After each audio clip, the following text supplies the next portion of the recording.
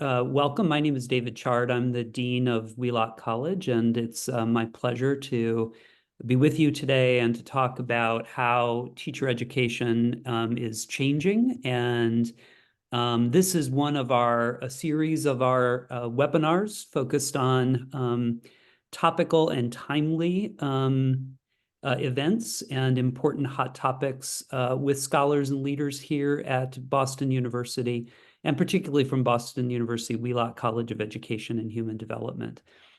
This series, which has been going on throughout the years, really designed to focus on our Guide Star. We are deeply rooted in our ongoing efforts to sort of focus on transformational opportunities in the various fields that are represented in our college and to try to improve opportunities and access for students and communities to help them thrive. So I would love for you to be engaged in the conversation with us. It's a lot more interesting when we have good questions from our audience. And I'll mention this again later, but we will be using the Q&A on the webinar. So if you have a question for one of our guests, please drop it in the Q&A, and we will either answer it by typing out an answer, or I'll thread it into our conversation. Or if we can't get to all of them, we will download the questions and we'll reach out to you independently. So let's get started with this topic, which is making the news, particularly post-pandemic. And a little bit of history here. I think I should first tell you that all of the guests today are or were classroom teachers. So we have a passion for the profession of teaching. Very important to know that.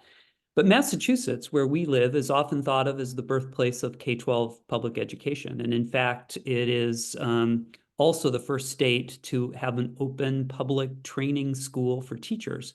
Today, that is Framingham State University, which that alone has a history. Like, how did we go from teacher preparation institutions to comprehensive universities? But this long history of a commitment to preparing people for the hard yet critical work of teaching children persists in Massachusetts today, and in fact across the country. But the model of teacher preparation has certainly evolved over time, and particularly in recent years. Real pressures, both inside and outside of education, have forced even more urgent conversations about how best do we prepare people to teach and to support students and their learning in the classroom. Today, we will talk with two leaders here at BU Wheelock who have been at the forefront of conversations about high-quality teacher preparation for many years. What it takes, what it looks like, and how is it changing, and how do we do it best, et cetera. So let me begin by introducing my colleagues. I'm honored to introduce, first of all, Meagan, who is Assistant Dean for Executive Affairs at BU Wheelock College of Education and Human Development, and Executive Director of the Wheelock Educational Policy Center that we refer to as WEPIC. In her roles, she helps think a lot about our graduate enrollment, as well as the research and policies that influence decision-making. Before joining BU Wheelock, Meagan served as the Director of Educator Effectiveness at the Massachusetts Department of Elementary and Secondary Education, where she oversaw the state's policies and practices on teacher and leader preparation, educator assessment and licensure, educator evaluation, and much more. Proud to say I dragged her away from all of that to come join us at BU Wheelock. She was prepared to be an elementary school teacher here at BU as an undergraduate, and then went on to work in both the Durham and Boston public schools. Meagan, thanks for joining us. Good to see you. And then I'll introduce my other valued colleague, Dr. Eleonora Villegas-Reimers, who is a clinical professor and chair of the Teaching and Learning Department at BU Wheelock. Her research and publications reflect her interest in improving teacher professional development. Dr. Villegas-Reimers joined the faculty of Wheelock College in 1988 and served in a variety of leadership roles before joining the newly merged BU Wheelock. Prior to joining higher education, Eleonora was a high school teacher, assistant principal, and acting director of the Office of International Education, and as an international student advisor at the Harvard Graduate School of Education. Eleonora and Meagan, both thank you for making time and for engaging in this really, what I think is very interesting and I know important to the three of us topic and for those audience members here. So let me just jump right in, and I want to encourage again everyone to share their questions in the Q&A, and throughout the discussion we'll try to pull from those, but also make sure you, if we can't thread them into the conversation, we'll try to answer them directly or get back to you through email. So, Eleonora and Meagan, in our preparation for this call, I learned that you both shared then that you met each other long before your work together at BU Wheelock. When Meagan was in her role at the state, and Eleonora, you were dean at Wheelock College. I wonder if you could start back at that moment, let's say 2007, as the two of you have clearly been having a conversation about teacher preparation that well precedes today's webinar. I'm wondering if each of you could share a little bit about your role and the work at that time and what's bringing you to this discussion this afternoon. Meagan, do you want to get us started? Yeah, and I have to give Eleonora all the credit for this memory, which was really lovely to get to reflect on as I prepared for today's discussion. And I think what it signaled to me was just how much I had been thinking about the content and structure around teacher preparation from my very earliest days. So when I was an undergrad here at Boston University in my teacher prep program, I actually opted into doing a senior thesis my last year here after my practicum to try and explore the extent to which various teacher prep programs in the state were including conversations about policy and education reform. And it really was like the beginning of me asking a lot of questions about what we include in teacher preparation and what we don't, right? Because sometimes that's just as important. And then ultimately I went into my classroom, fourth grade teacher, and I was incredibly well prepared in so many ways with necessary knowledge and skills. But that experience also really pushed me to identify aspects of the role that I wasn't ready for, that I had wished I had been. And because I had seen and was seeing firsthand during my teaching years just how impactful a great teacher can be in a classroom, I also realized that there were these systems and policies that were happening outside of the day-to-day that were really shaping how effective any one of us could be, or the viability of the profession long-term and sustainability. And that set of questions really set me on this kind of course to then thinking about the system here in Massachusetts. And I took on the role at DESE, and my big charge when I started was to overhaul our accountability system for approving teacher preparations. The state is the authorizer. They grant BU Wheelock the authority to endorse people for licensure and then go on to become teachers. And at the time, to your public pressure point, David, there was pressure saying that we weren't doing what we needed to in that space. And so the board authorized a whole new set of standards, and the team that I worked with oversaw the rollout of this new accountability framework. And it's in that context that I walked onto my very first visit in that new system to Wheelock and got to meet Eleonora, for which I am forever grateful to have gotten that meeting and to now be in this context with her. Thank you, Meagan. The way that I remember similar to you, but coming from the experience that I was coming, I had prepared as a teacher in another country, in another context, and yet here I was in the United States working in teacher preparation and overseeing teacher preparation at Wheelock. And I had been named dean probably about a year before the visit. And actually with a mandate of preparing for the visit. That was the main task that I was given. And I remember that we corresponded by email many times because I had a lot of questions about what the state needed. and eventually got to meet you when you came for the pre-visit, actually.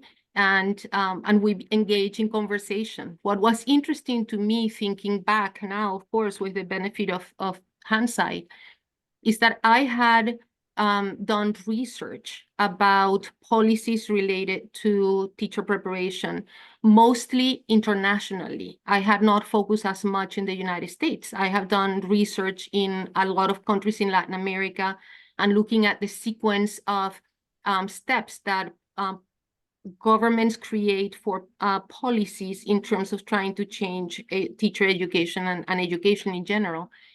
But I had never been the subject of a process myself. And having the opportunity, I remember that I was very afraid because I had been named dean literally just so that I could present Wheelock programs to DESE for approval. But I also realized, because I had the bigger picture of the role that I was playing in a bigger picture of reviewing an institution and also giving information to the state so that the state could continue the improvement process at the state level, not only at the institutional level, which of course was my focus, but at the state level of, are these standards working? Are we getting the information that we need? What needs to be improved? And it was after I met Meagan, and what I remember of Meagan was that she looked like she was 14 years old. And I wasn't quite 14, but I was younger very than young. we should have been in that capacity. but it was actually better, because then I connected immediately with you and realized this is a human process, and we are learning together about how to improve teacher education in the state of Massachusetts. And at that time, I was not involved with the Department of Education in any way. And it was very interesting as a learning opportunity, which then led me to volunteer for different task forces and work groups. So I remember when we were developing the indicators for the CAP, that I was a member of that group. And I actually was fortunate to meet people from BU at that time. This is way before the merger.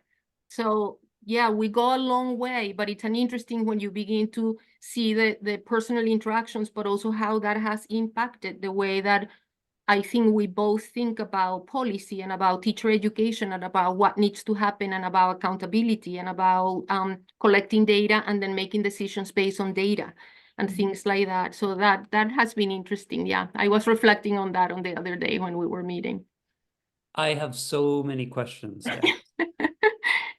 but let me continue, and then I will try to get those in. So you're obviously both deeply connected here to this topic. Meagan, I want you to tell us a little bit about the national context around teacher preparation. I know you continue to interact a lot with agencies and nonprofit groups working in the field. Tell us a little bit about what's going on, and then translate that to Massachusetts and what's happening here. Sure. So I actually think it's helpful that in the chat, we dropped in a link to a recent EdWeek article that I think is like a good primer on some of the kind of headlines that you often see piecemeal about some of the shifting landscape around teacher preparation. So overall, nationally and in most states, there's been pretty significant declines in teacher preparation enrollment over the last decade. And, the pandemic context certainly heightened concerns about that trend. Part of what we think is driving that is both fewer folks wanting to pursue teaching as a profession, which is an underlying conversation I'm sure we won't avoid during this discussion. But another part of the story is really the landscape around the options to enter teaching that have really widened over the last decades or so. It used to be that in most states, to become a teacher, as your opening statement kind of indicated, David, you had to complete a teacher preparation program from an institution of higher education. That was a state requirement in across the country. And so this is, I think, when people think of traditional teacher preparation, this is what they mean: completing a course of study through a college or university setting. But over time, I think both because of the shortages in the teacher workforce space, alongside concerns and questions about the quality of training meeting the needs of the current classroom environment and students, new avenues began to open up for various reasons. And it looks different in every state, it really does. And so while college and university-based programs still make up the largest share of production in terms of teachers. So for example, here in Massachusetts, it's about 90% of our program completers come out of one of these traditional IHE-based programs. Enrollment in alternative programs has continued to increase and has doubled nationally over the last decade. So it's become an increasingly prevalent option in the space. And when I was at the state, we really did push back on this what I think of as a false dichotomy between traditional and alternative preparation providers. I know why we use those terms, but I also think it sets up a somewhat unhelpful battle that misses the essential question, which is, how do we best prepare teachers, whether that is in a higher ed institution or outside of one? I think from the state perspective, what was important to us is that there were core components, regardless of where or the organizational structure in which those existed, that we thought were going to be important. And this was a unique policy decision here in Massachusetts to not set these up as two systems. So all of the standards, accountability processes that we put in place look exactly the same for whether you are a traditional provider in this state or you are an alternative provider. You have to meet the same thresholds of approval and data transparency and outcomes, no matter what category you might fall in here. And I think that that's been really important for our ecosystem around teacher preparation, and happy to talk a little bit more about that. I will say overall, the concerns around teacher preparation declines are very real and worrisome. But there's been some, I think, hopeful uptick just in the last year or two that I think is worth kind of, thinking more about. Also, I think here in Massachusetts, we have been able to avoid some of the most precipitous declines that other states have seen, in part because we just have an incredibly robust academic market, right? There are so many institutions here, but I think because there are so many options for higher education in Massachusetts, that's also complicated the market. And so I think pressures around enrollment have been most acutely felt in what have been some of our smallest programs. And I know this is something that both you know very well, because I think Wheelock was part of this market pressure and shift in the declining enrollments that both nationally and are definitely impactful, and the aggregate, not drastic here in Massachusetts, but in really acute ways are affecting what teacher preparation providers can do.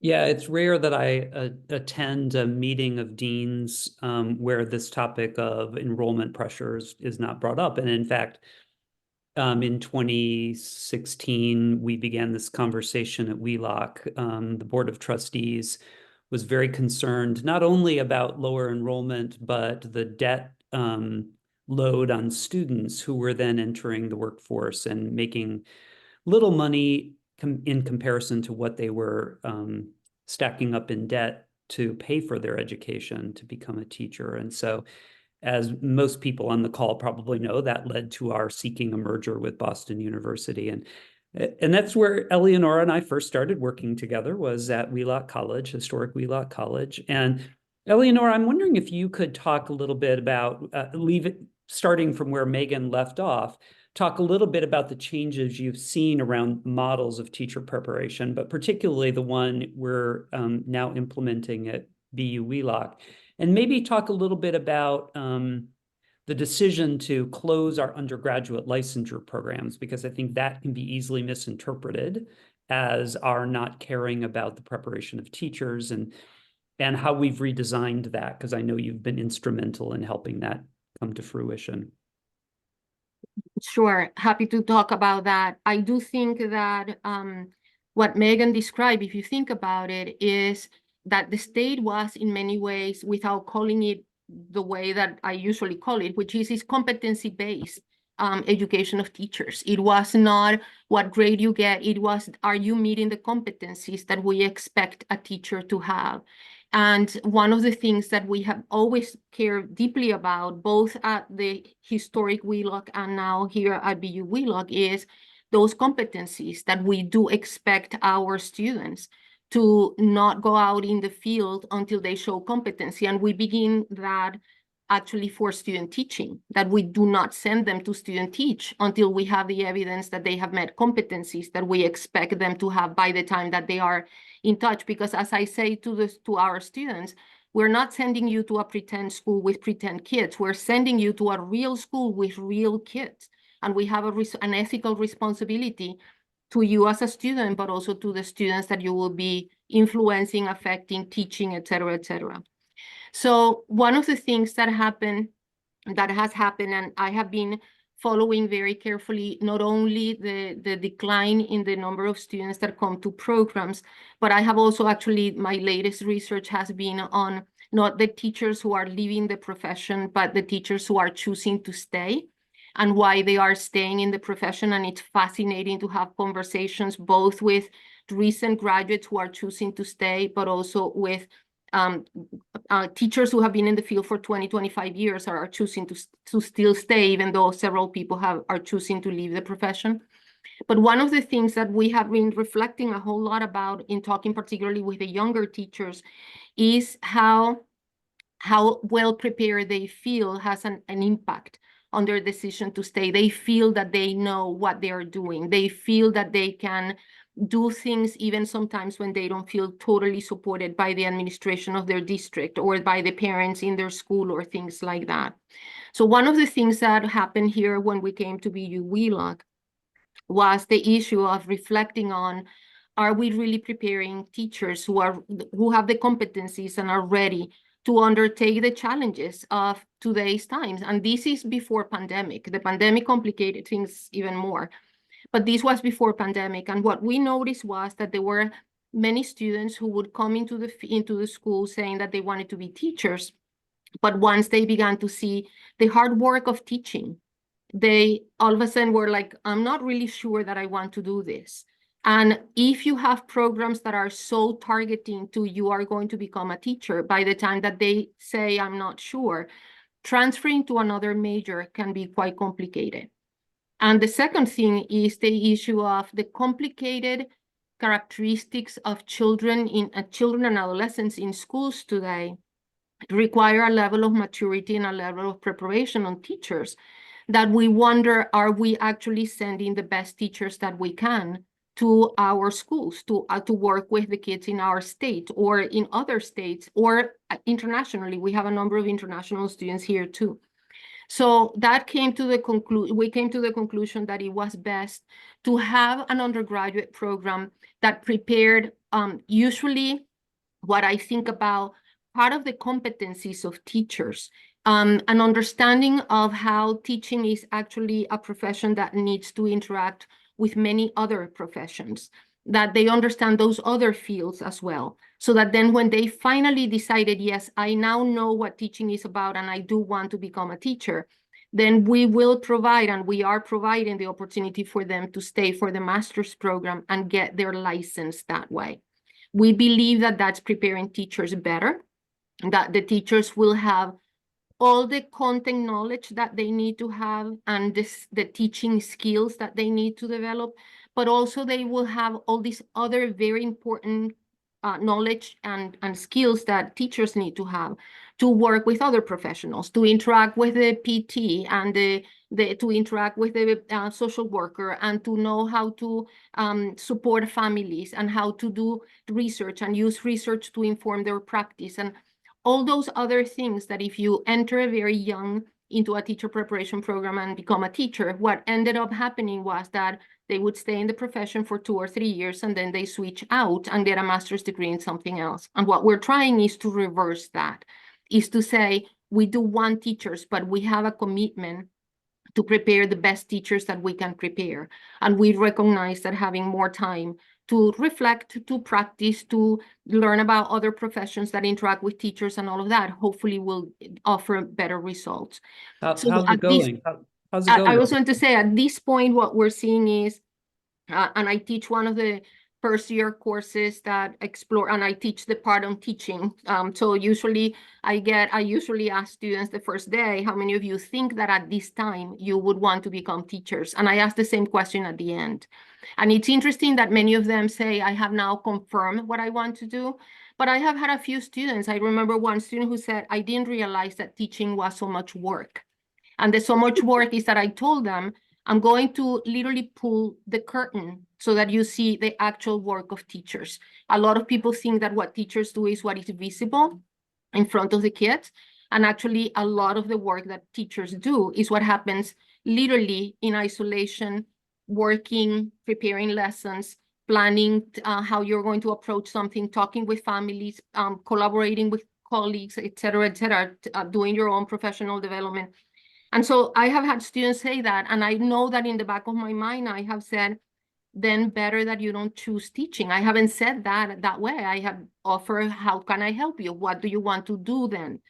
I have also have the students who do say, I am convinced that I want to be a teacher. This is what I have always wanted to do, and this is what I'm going to do for the rest of my life.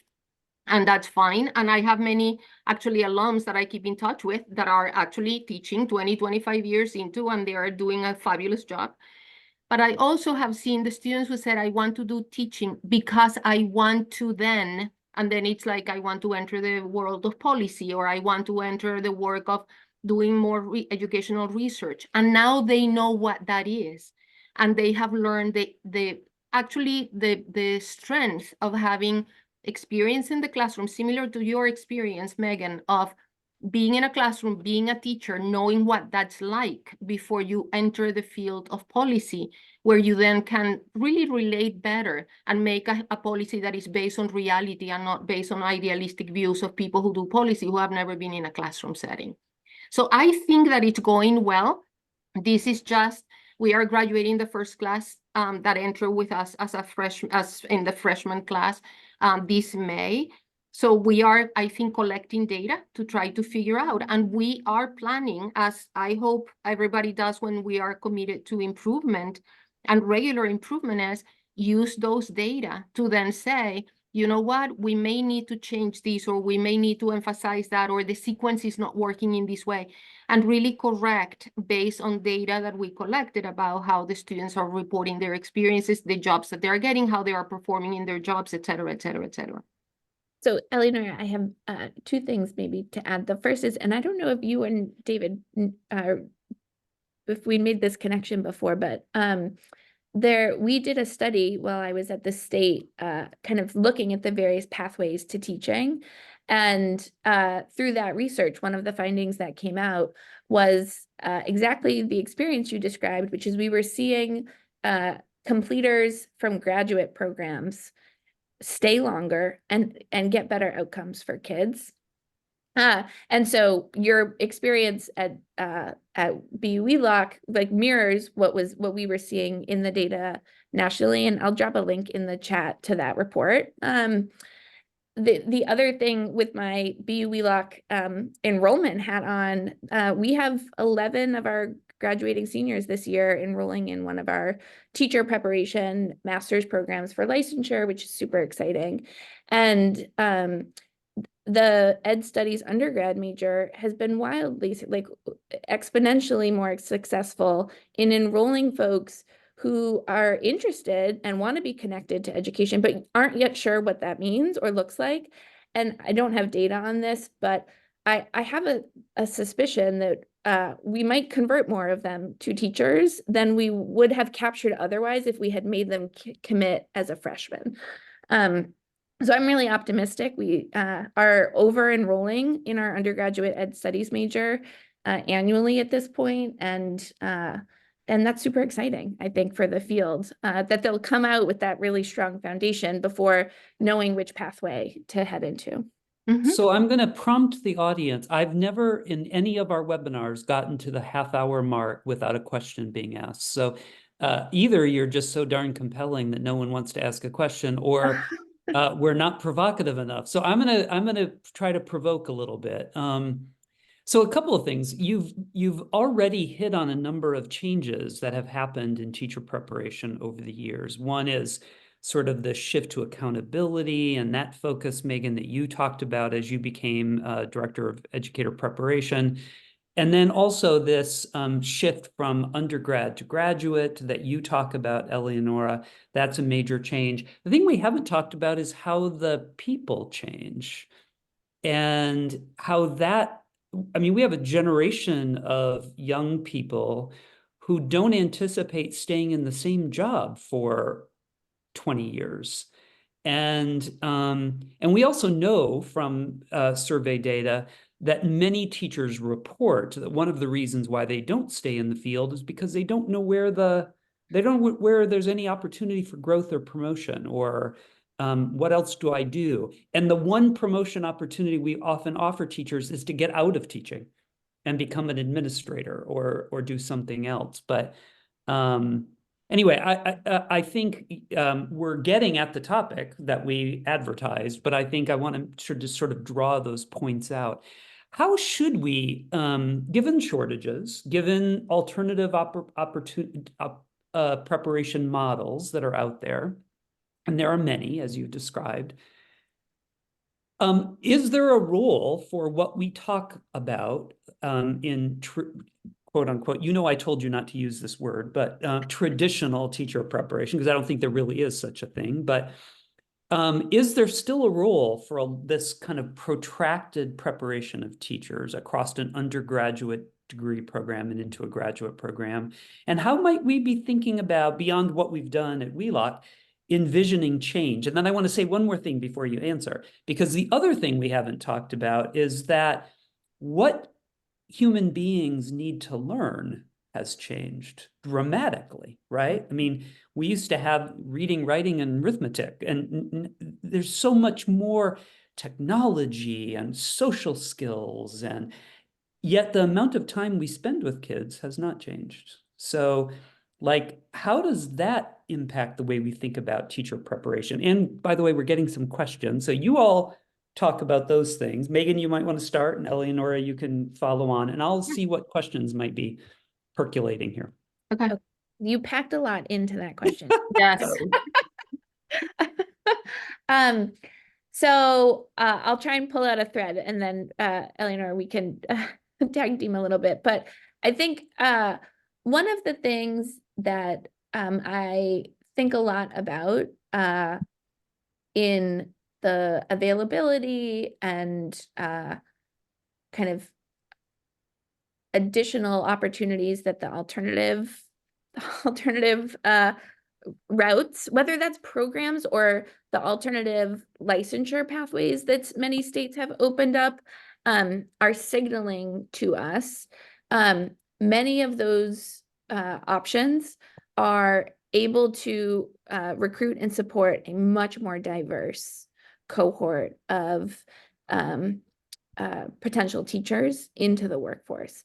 And so I think that that's something that we have to look at really carefully on the higher ed side of things, about what it is about the features of those programs and what they offer and attract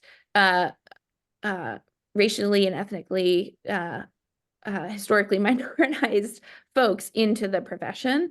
And I think parts of that are probably the flexibility and ability to work full-time while you're often completing those programs and getting support within the context of your classroom.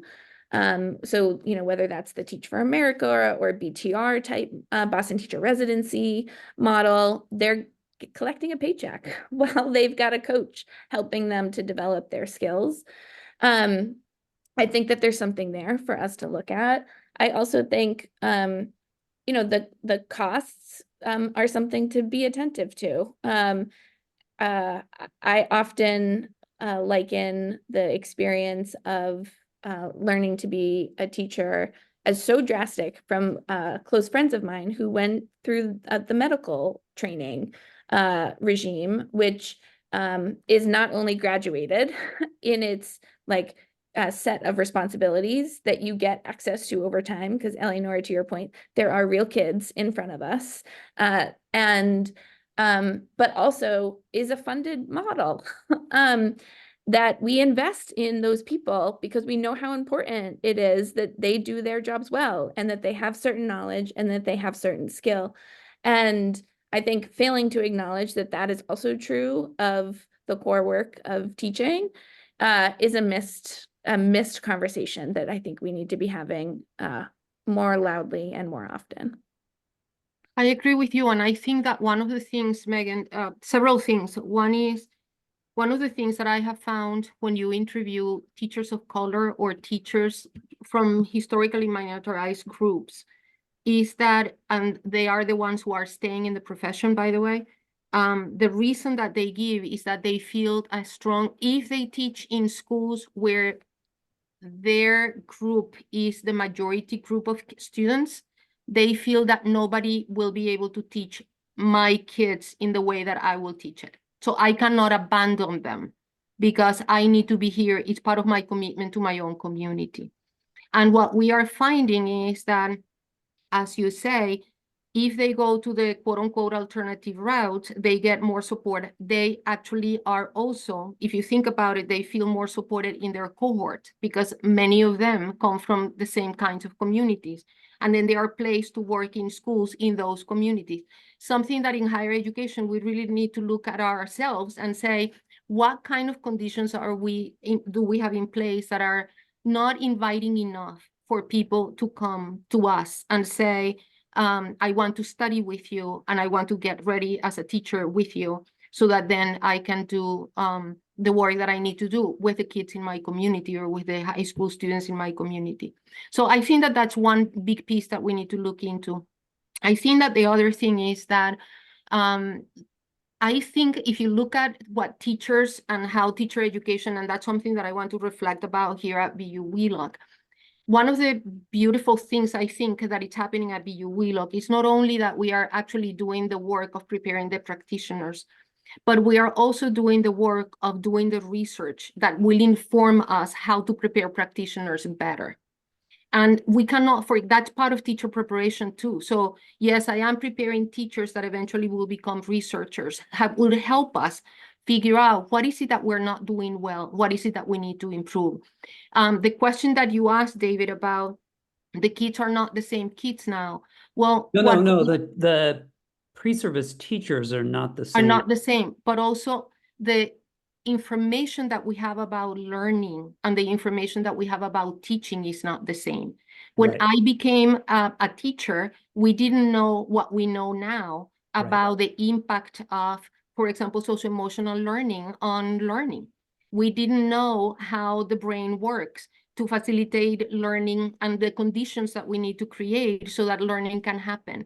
If you think about the controversy right now with the way that we teach reading, we have learned a whole lot about how children and actually adults also learn by trying to understand, but how do we teach to read? And I am fascinated as a person who knows how to teach how to read in a language, seeing how it is to teach in another language that probably from my point of view makes no sense, absolutely, because the sounds are different depending on the word.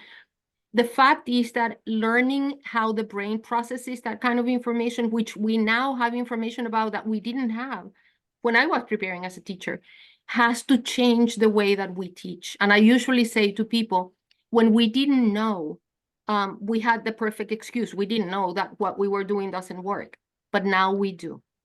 So now we have the research that says you have an ethical responsibility to change the way you prepare teachers to respond to what we know about the way that we can facilitate learning and teaching. And that kind of research is happening here. We are learning about that together and trying to figure out how do we improve our programs to respond to that new knowledge. Eleonora, I think that research is going to be so vital, because one of my reflection points, when I was at the state, you and I worked on a project where we looked at the skills, novice teachers to master teacher, and we created a progression. And in some ways that helped focus attention for preparation versus induction and versus, like, professional licensure. And I think in hindsight, one thing that I wish that I had thought more about was the content standards. Like, not only, what math, what basic math an elementary teacher needs to know, but what about learning development we need to prioritize? Because I think a challenge that I've observed now being here at BU Wheelock very acutely is, I know how complex the role of teaching is. So how do you decide in a 1 or a 2-year training program? And no matter whether we're talking traditional or alternative, that's how long they typically are. Like, what there's going to be stuff you can't teach in that time period. And so how do we, and I think research would be really informative here to know, like, what are the first things that are foundational that trainees need to know and master before they go on. And then we can actually think more holistically about later career development. Dean Chard, to your point about a career ladder, there isn't one. It doesn't exist. But we know, like, the one other thing research is really showing us is just how important mentors and supervising practitioners are. If you have a really great one, you are much more likely to be a really great teacher yourself. But we don't do anything to elevate, recognize, substantially support those individuals within the infrastructure of our profession. And I think that's another missed opportunity moving forward that I hope we address, is that, like, blurred line between thinking very rigidly about preparation and in service, because I think that it's much more fluid. So I have to stop us because of our time, but I have a couple of things. I have a question, and then there's a comment in the chat or the Q&A. The question is quickly, is any of this different for early childhood? Eleonora, if you can answer that quickly. And then I also want to point out, while you're formulating your response, one of our Wheelock alums from 1967, who's on the call, said she taught for 2 years after graduating from Wheelock, but then went on to several what I would call career shifts and chapters in various areas, is now in a DMin program in Christian formation.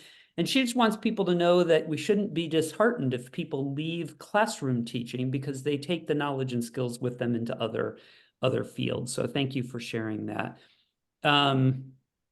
Eleonora, you want to mention the early childhood question? Is it different for early childhood? It is. What is different is the developmental piece of what are you paying attention to developmentally speaking. You have to be developmentally appropriate with any age group, even if you're teaching college students and graduate students, as I'm doing. I have to pay attention to their development too. But yes, we do have to pay attention to development, and we have to pay attention to other kinds of skills that teachers need to develop, particularly if they're teaching early childhood, regardless of where early childhood, by the way. I'm not making a difference between if you're teaching early childhood in a public school or in a childcare center, in a family-based center. It doesn't matter. It's early childhood. You're working with children younger than 8. And yes, the preparation has to be as strict in a way, but it also has to take into consideration that that is the time when the brain development is at the peak of what we need to sort of support for the students to be able to then do better in elementary school and high school and everything. And okay, well, the audience picked up speed toward the end. There are questions I've not been able to answer. I will ask our team to make sure I get your emails, and we'll try to reach out to you with those. I want to mention a couple of things you should be aware of. As we said at the top, Meagan is the executive director of the Wheelock Education Policy Center. You can find more there at this QR code. Related to the work they're doing. Some of it is around teacher pipeline, teacher recruitment, teacher effectiveness. Also, Eleonora is the chair of our teaching and learning department, where all of our teacher preparation work is done, in addition to our literacy and language education department. Please reach out if you have interest or want to recommend people. You also can start from a different field and enter into a master's degree to become a teacher. And we have programs designed specifically for that. It's also, I want to make a point that even within a institution like Boston University, we have alternative approaches to teacher preparation. So this is why the word traditional is such a strange word, right? We as years have gone on, all institutions have developed different approaches to preparing teachers, so that there are different access points, et cetera. I want to thank our presenters, Eleonora Villegas-Reimers and Meagan. Thank you so much for being part of this conversation. I think we could have gone on for another 45 minutes, but this is just a taste. And if you have audience members, if you have folks who might want to hear this or engage in the conversation or email us, this will be posted on our YouTube channel. So you can find it there and share it with others. Please join us on May 2nd for a discussion about school discipline and policing with two more of our faculty members, Drs. Andrew Bacher-Hicks and Jennifer Grief-Green, who do both do work in school safety as well as sort of the understanding of school discipline and its impact on students long term. And then on May 9th, oh, I wasn't even aware of this. On May 9th, evidently, the webinar is about my reflections. I'll be joined by my dear colleague, Mary Churchill, and we'll talk about my reflections on my, I guess, 20 years as a higher ed leader. So really love to. Oh, and this Saturday, we have our Curiosity and Learning Conference. So there's a scan QR code if you want to join us. The Curiosity and Learning Conference is focused on STEAM, and it's really a non-conference. You don't spend time sitting and listening. You move from room to room engaging in activities related to STEAM areas of learning. Again, thank you all for being with us today, and we look forward to seeing you again. Take care.